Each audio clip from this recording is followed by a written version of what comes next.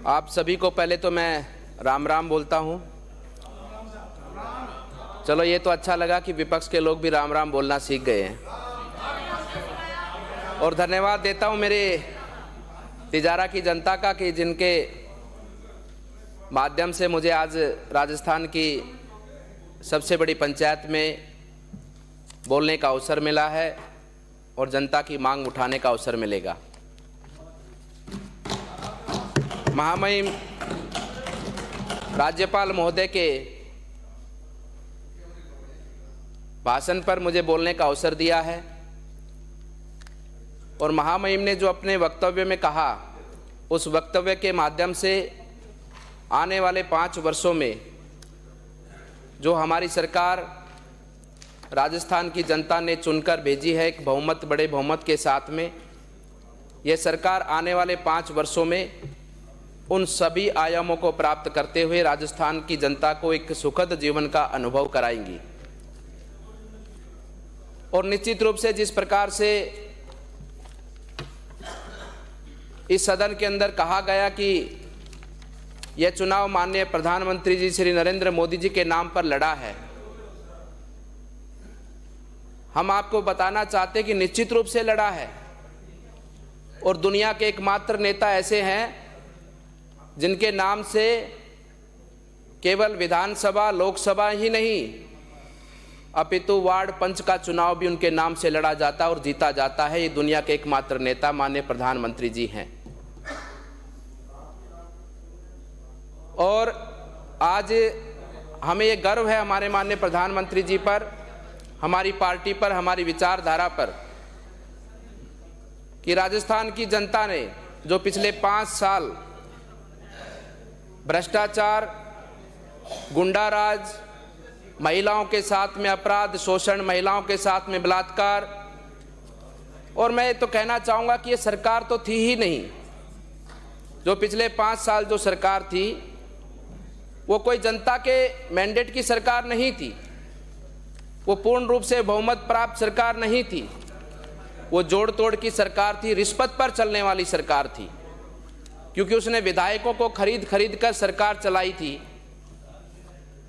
जो खुद खरीद कर चलती हो वो सरकार राजस्थान प्रदेश को कैसे चला सकती है। उस सरकार ने जिस प्रकार से भ्रष्टाचार पूरे प्रदेश में किया, राजस्थान के अंदर जिस प्रकार से गुंडागर्दी बढ़ी, सरेआम बलात्कार की घटनाएं हमें नित्य रोज सुनने को मिलती थी और राजस्थान में अशांति का माहौल था, उसी से त्रस्त आकर राजस्थान की जनता ने उस सरकार को मुक्ति का रास्ता दिखाकर भारतीय जनता पार्टी की सरकार यहां पर बनाई है। और ये भारतीय जनता पार्टी की सरकार वचनबद्ध है राजस्थान की जनता के प्रति। और निश्चित रूप से जो संकल्प पत्र में एक एक बात जो कही गई है, आने वाले 5 वर्षों में नहीं अपितु आने वाले इस पहले वर्ष में ही वो सभी बातें पूरी होंगी और राजस्थान की जनता को न्याय देते हुए विकास के पथ पर राजस्थान को आगे बढ़ाएंगी। मैं कहना चाहता हूं कि पिछले 5 वर्षों में जिस तरह से सरकार चली, इस सदन में कई बार मुझे सुनने को मिला कि ये पर्ची की सरकार है। मैं आपको बता देना चाहता हूं, ये पर्ची की नहीं, ये सौभाग्य के हमारे कार्यकर्ता हैं जो एक छोटे से गांव में रहते हैं, कार्यकर्ता के रूप में काम करते करते यहां तक पहुंचते हैं। और ये लोकतांत्रिक व्यवस्था से चलने वाली पार्टी है जो किसी भी कार्यकर्ता को ऐसा अवसर देती है कि उसको मुख्यमंत्री राजस्थान का बनाती है।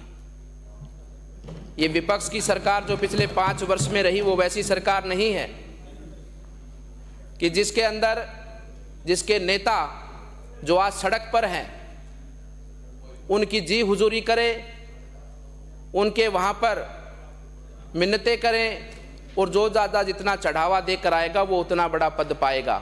ऐसी परंपरा भारतीय जनता पार्टी की सरकारों में या भारतीय जनता पार्टी के अंदर नहीं है। हम जानते हैं और पूरे राजस्थान की प्रदेश की जनता जानती है कि आपने किस प्रकार से पिछले 5 वर्ष सरकार चलाई है। विधायकों की खरीद फरोख्त के बहुत से आरोप हमें सुनने को मिले हैं। हमने सुना है लोगों से कि जिस प्रकार से प्रलोभन देकर जो सरकार चली हो, रिश्वत देकर जो सरकार चली हो, वो रिश्वत कैसे न खाए। हमने तो आज़ाद भारत के अंदर, इस स्वतंत्र देश के अंदर जन्म लिया है और कांग्रेस के बारे में सुना है कि कांग्रेस की कुंडली ही भ्रष्टाचार से बनी है। कांग्रेस कभी भ्रष्टाचार से मुक्त हो ही नहीं सकती, क्योंकि उसके अंदर, कुंडली के अंदर सारा दोष ही भ्रष्टाचार का है। और जिस प्रकार से आपने पिछले 5 वर्ष भ्रष्टाचार किया, चाहे वो पोषाहार का मामला हो, चाहे आपने 5 वर्षों के अंदर इंदिरा रसोई की बात कही कि हमने इतनी अच्छी योजना चलाई थी, उस योजना के वीडियो और फोटो अखबारों में हमने भी देखे थे कि किस प्रकार से वहाँ पर जानवर, भोजन जो इंसान खाते, उन भोजन के अंदर जानवर घूम रहे थे। उनके अंदर, मैं कहना नहीं चाहता, कुत्ते हैं, चूहे हैं, इन सब के प्रकाशित फोटो हमने देखे हैं। आपने आगे चलकर चुनाव के प्रलोभन के माध्यम से राशन किट की योजना चलाई, उसके अंदर भी हमने अखबारों के माध्यम से जाना है कि किस प्रकार से उसके अंदर भी आपने मिलावट कर कर राजस्थान की जनता को एक दूषित राशन खिलाने का आपने प्रयास किया। मैं सीधे शब्दों में कहना चाहता हूं कि योजनाएं जो कांग्रेस बनाती है, योजनाएं आज से तो देश में बनी नहीं है। आज़ादी के बाद से अनेकों योजनाएं बनती आई देश में, लेकिन कांग्रेस ने सदैव जो योजनाएं बनाई, वो केवल उन योजनाओं के माध्यम से कैसे वो पैसा खा सकते हैं, योजनाएं नहीं, इन लोगों ने तो भ्रष्टाचार करो योजनाएं बनाई हैं कि कैसे योजनाएं बनाए, उन योजनाओं के माध्यम से कैसे पैसा खाया जा सकता है। राशन किट के अंदर भी बहुत बड़ा घोटाला हुआ। उसी के साथ में आगे चलते हुए राजीव गांधी युवा मित्र, हम तो खाएं, हमारे कार्यकर्ता भी खाएं, उनको भी कैसे खिलाया जा सकता है। ये सब दिमाग का काम कांग्रेस के अंदर ही है और किसी दल के अंदर, देश के अंदर नहीं है। ये सब पिछले 5 वर्षों में हम सबको देखने को मिला है। योजनाओं के बारे में भी बात कर रहे थे कि हमने बहुत अच्छी योजनाएं चलाई, बहुत अच्छा काम किया। अगर आपकी योजनाएं अच्छी होती तो आप उधर नहीं बैठे होते, आप इधर बैठे होते। आपकी योजनाएं भ्रष्टाचार से लिप्त थी। आपकी योजनाओं के अंदर और योजनाओं के माध्यम से आपने जो राजस्थान की जनता का पैसा खाया, उसी का परिणाम है कि आज आप उधर बैठे हैं। और आने वाले समय पर मैं तो मानता हूं कि उधर के बैठने के लायक भी आप लोग नहीं रहेंगे, क्योंकि आपकी जो छलबलाहट है इस समय पर कि जांच का क्या हुआ, जांच का क्या हुआ, निश्चित रहिए जांच होंगी। और आपने जो खाया है राजस्थान की जनता का, वो आपका निकल कर रहेगा, क्योंकि आपको उतावलापन है कि परिणाम कब आएगा, क्योंकि रातों की नींद हराम हो रखी है।